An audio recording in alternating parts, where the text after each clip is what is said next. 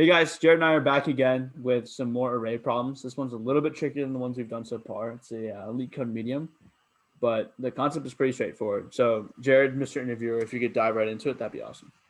Sure. So today we're working on a problem that's called product of the array except self. So kind of straightforward with just the title, but it can be a little bit tricky to understand just obviously given that. So what we have here is we're given an array of numbers. And this is going to have numbers, it's going to be at least one number, and it's going to be n greater than 1, so you can have 10, 20, whatever. You want to return an output array such that each element of the output is equal to the products of all elements in your input array, except for that number that you're at. So like if you have, for example, our input here, 1, 2, 3, 4, that first output of 24 represents the product of everything else in the input array except for that 1. So you're basically saying, okay, the 0th element in this array, what is the product of every other number that's in my input array that's not the 0th element? So to get 24 there, I'm going to do 2 times 3 times 4. So then output of 0 is going to be 24. And then we move on to get 12 is 1 times 3 times 4. Again, we're ignoring 1. So we're ignoring that 2 there. So it's just 1 times 3 times 4, and we get 12, and so on. 8, again, is 1 times 2 times 4. And then 6 is 1 times 2 times 3. And that's how we're getting the numbers in our output array. So there's a little bit of an extra constraint here. So if you get a brute force down and you solve it, great. But pay attention to this constraint, because this constraint can sometimes give you like the optimal solution. It's a little like it could be a subtle hint to give you the optimal solution here. So it's guaranteed that the product of the elements is going to be fitting in an integer. So you're not going to have an integer overflow. You don't need to worry about using logs, also worry about longs. And then also associated with this constraint is you can't use division, and you need to do it in O of n time. So with that, does the problem kind of make sense to you right now? Do you have any kind of questions about it? Yeah, so the problem is pretty simple, and I want to kind of go back to this note here. And the reason division and O of n, this is what makes it a medium, right? And the reason is because a super easy solution would be to just take the product of all the elements in the array, and then for each integer, you take that grand product and divide it by whatever element you're currently at, right? So for example, 4 times 3 times 2 times 1 is 24, right? So then for each one, you need to go 24 divided by 1, 24 divided by 2, 24 divided by 3, 24 divided by 4, okay? That's great and all, but that's not really what this problem is getting at. And then alternatively, they want us to do it in linear time, so we can't do that brute force that we did in something like 2sum, where we just go through each element, and if the elements are not the same, we iterate some sort of like temporary multiply product variable, and when we're done iterating through the whole array, we put that into our new answer array, right?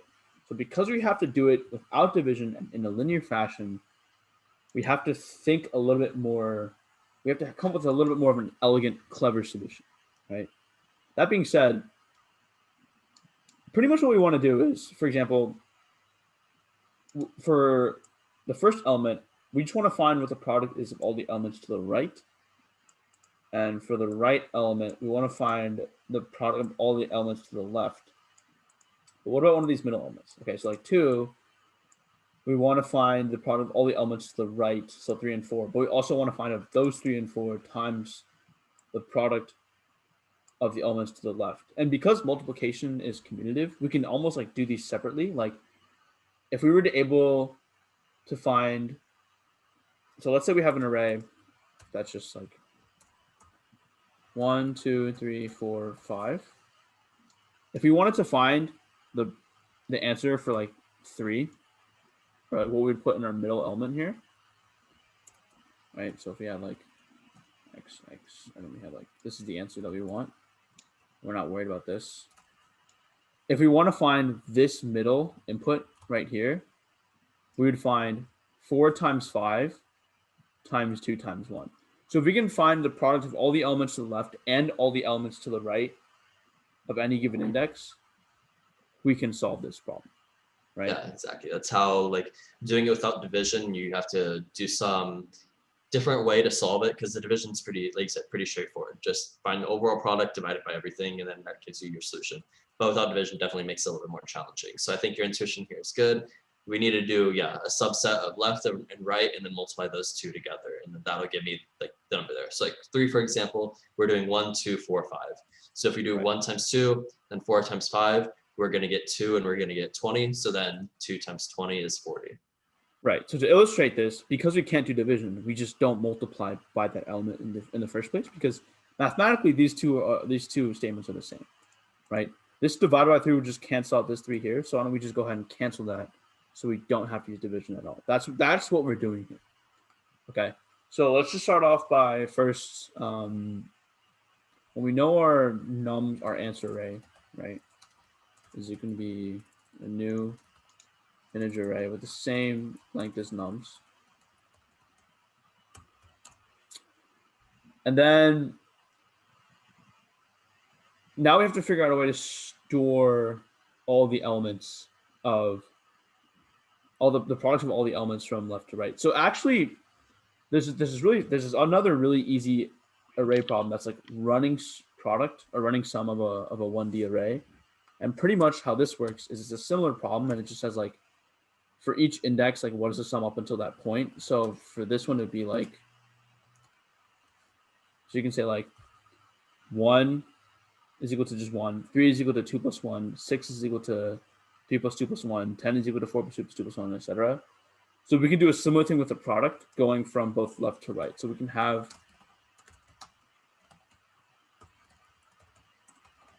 two arrays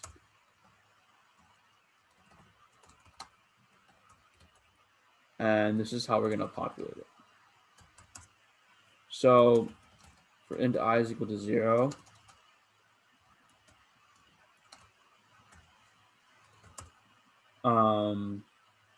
well, actually, we don't even need to start at 0, because we know that the leftmost element, so like left 0 will be equal to whatever the first element is, right? Because whatever the first element is, like, it can't be multiplied by anything, so we know that's what it's going to be, okay? And then it's going to be the same for right, except because we're starting from the right and going left, it's going to be right.length minus 1 is equal to nums right.length minus 1. Does this look right, Jared? What do you think? Yeah, again, we know what those two numbers are, because we have easy access to those, so we can just set them up. We don't need to really worry about it. So then we can change our for loop index and go from there. Okay, great. So I is going to start at 1, and then we'll just do left I is going to be equal to nums I times left I minus 1. So remember, we want to be multiplying the current element that we're looking at, the new element that we're considering, times the cumulative product of everything else that's come before. So if we were to build this out in our 1, 2, 3, 4 example, if this is nums, what left would look like would be 1 and then times 2 times 3 times 4, right? Okay. And then let's do the same thing for right. So int I is equal to right dot length. And we already populated right dot length minus 1, so we have to start at right dot length minus 2. And we got to keep it, as long as it's greater than 0, we're good to go. And then we're going to decrement it, and then we're going to go right I is going to be equal to nums I times right I plus 1, right? So if we were to do this, similar kind of setup, except this would be 4, and we'd go backwards. So 4 times 3 would be 12, and then this would be 24, and then this would be 24. Hold on, did I put this together correctly?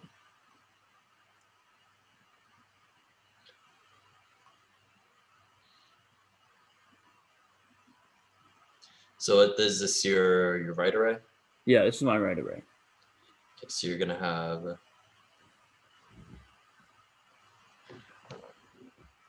Well, I already know this is going to be a problem because if we look at this, like if we were to just, let's assume these are array arrays and we're trying to find the answer for 2, we'd have something like 1 times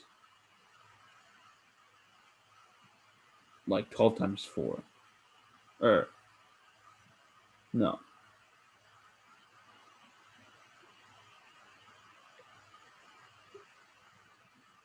I want to pause the recording real quick. Okay. So I have the fucking solution open. I'll just cut that out. Okay. So we realized that there's a problem here. And it's because, let's go back to our original algorithm. Like we want to solve, like this left array is going to contain the product of stuff to the left and the right is going to contain the product of stuff to the right. But do we want to contain the element that we're looking at? Like, do we care about that yet? No, so like we have exclusive bounds on our arrays here. Oh, okay. So what that means is like, when you say to the left of the first element, the first element is not considered a part of that. So there's actually nothing to the left of the first element, just like there's nothing to the right of the first element. So it would have to nothing be, to the right of the last element. Right. So it would have to be either 0 or 1, but we wouldn't want it to be 0 because that would just negate, it would just cancel everything out because it's multiplication. So we want like the identity multiplier. So we want 1.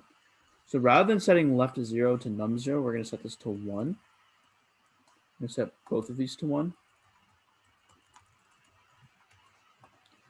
And then we're going to do left I is equal to nums I. Well, it should be nums I minus 1 times the left, right? Because it's going to be the cumulative stuff plus the new factor we considered last time, right? Yeah. Oh, this should be plus. Okay, so this would look like, so we have a 1, and then it would be the product. So left I would be nums I minus 1. So it's going to be 1 times 1. So this would be 1 again. And this would be, wait, hold on, pause again. Okay, so we should have 1, 1, 2, 6, right? Because stuff to the left of 4, 3, 2, 1, product is 6. Stuff left of 3 is 2, 1, product is 2. Stuff left of 2 is 1. Okay, gotcha. And then down here, stuff to the right of 4 is 1. Stuff to the right of 3 is 4. Stuff to the right of 2 is 12. Stuff to the right of 1 is 24. Yeah. Okay, great. So now that we have that, we can just go ahead and populate our answer array. So for int I is equal to 0, I less than length, or I less than, sorry, and sound length, I plus plus. Yeah, so then what are we doing with this? Yeah, this answer array. So we have our left and our right. So now what are we wanting to do for this answer array?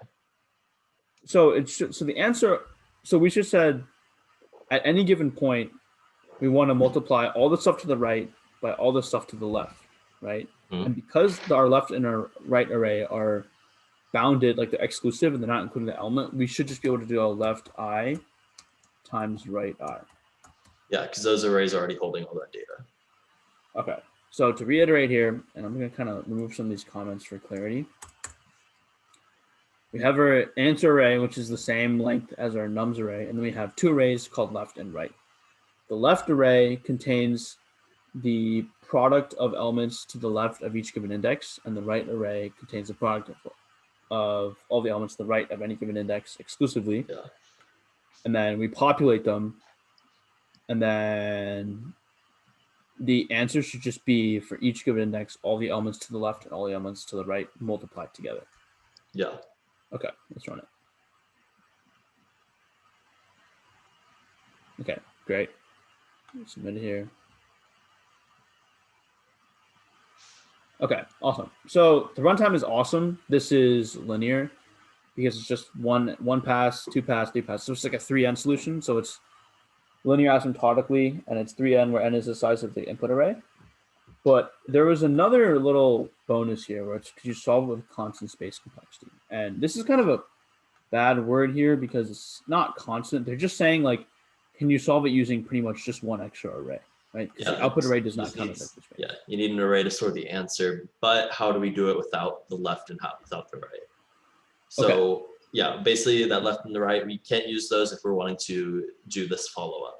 So let's think about that and how can we do that? Okay, well so we have to get rid of our left and right. But we're gonna keep our answer array. And the thesis of the answer array should still be kind of the same, right? Like,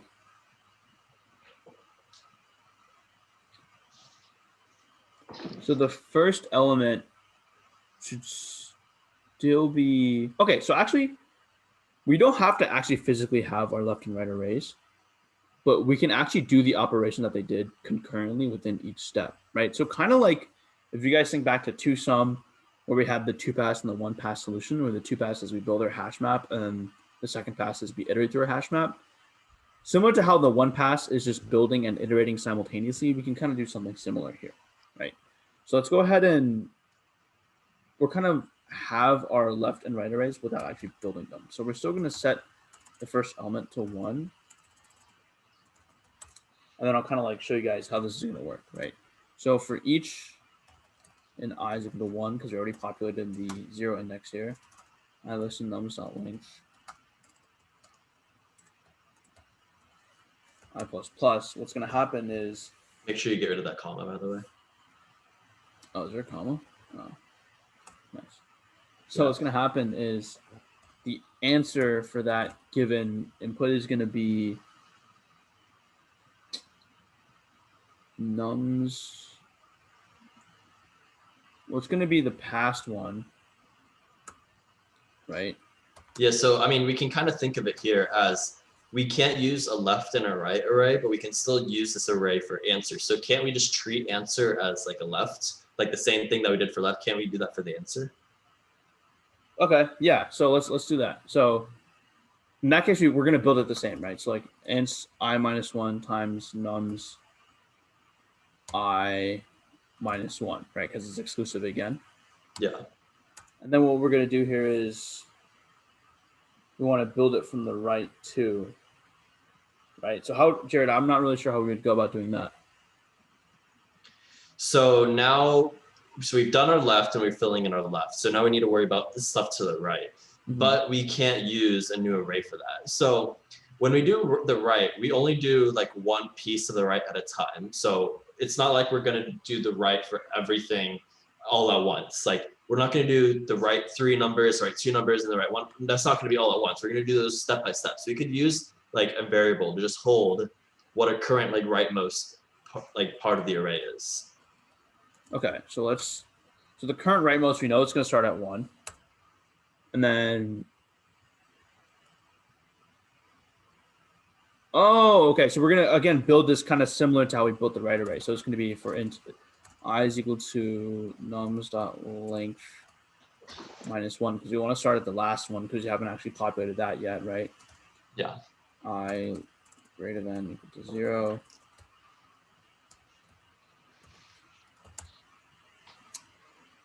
And then we're just going to be doing the same thing, right? So ants I is equal to ants I times rightmost. And we increment rightmost.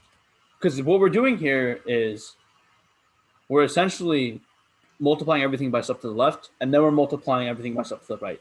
Rather than having 2 arrays that do that, we're just kind of doing it without having to store those variables. We're just directly inputting them into the answer array. Yeah. So then it would be right is times equals to nums I. Okay. And then we can just return answer here. So to kind of reiterate, declare answer array. We already know that the first element is going to be 1. So we're doing, let's imagine the answer array is our left array. So we build it the same as the left array. This is actually equivalent to the array that we called left before. And then we just multiply the left array by the right array. And then, which is what we were doing before. If you kind of remember, our answer before was, I mean, this is the code we had, right? we literally had answers I equal to left times right. So that's exactly what we're doing here. We build the left, and then on top of that, we multiply the right. And then we return the answer. We should run this. It should work. Okay.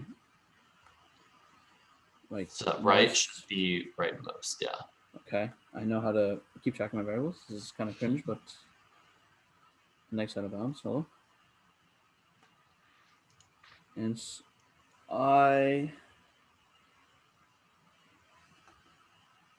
index 4 out of bounds.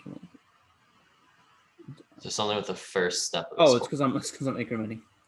Okay. Remember, guys, mistakes happen to everybody. So.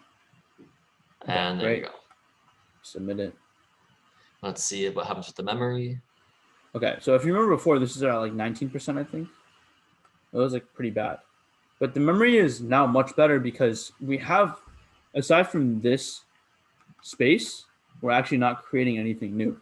So in terms of, like, this is still O of n. The other one is also O of n. But if you think about it, every time we run this, we're having one array of size nums.length, whereas before we had 3. We had our answer left and right. So we're using 1/3 the memory for the same problem. Yeah. Cool. But as you can see, guys, so the thing I really wanted to point out here is, first of all, a lot of these questions, when you get harder and harder, they're not like more difficult to code. It's just a little bit more nuanced of a solution. But another thing is when you have to keep track of stuff in an array. So if you ever find yourself writing a solution where you have an array and you're doing multiple passes, there's usually a way to streamline the process where you kind of keep track of multiple things at each iteration and then input them directly before returning your array, right? Yeah. We've saw that in Tucson. We saw that in this problem, and you'll see that in other array problems is because, like, searching through an array is obviously O of n, it's expensive, and if you start nesting it, it gets even more expensive, and we talked about this before. So if you can kind of keep track and do everything simultaneously, you should be good to go. This is actually pretty similar. I see this as like almost like the next evolution of the best time to buy and sell stock, because the brute force is n squared, but again, if you're able to kind of keep track of the values that you need, you can do this in a linear 1 or 2 pass solution, which is good. But that being said, thanks for tuning in. We're going to keep doing a couple more array problems. I think this is, again, a really good place to start. Thanks for joining us again, Jarod, as an interviewer. And, if you have any comments or questions, leave them down below.